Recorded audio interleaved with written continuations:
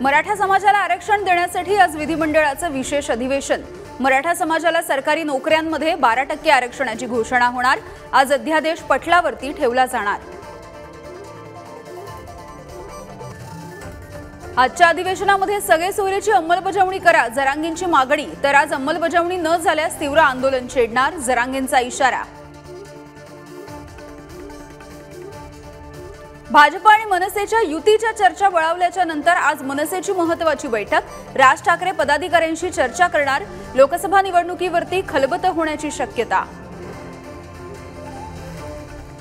नवनीत राणांच्या जात प्रमाणपत्रावरती आज सुप्रीम कोर्टामध्ये सुनावणी। हायकोर्टाने जात प्रमाणपत्र ठरवलेलं रद्द।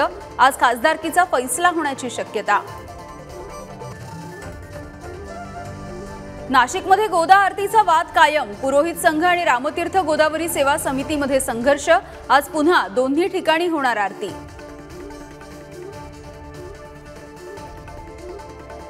शेतकरी आंदोलनाचा आजचा 8वा दिवस। शेतकरी दिल्लीच्या सीमांवरती ठाण मांडून अनेक बैठका होऊनही MSP वरती तोडगा नाहीच।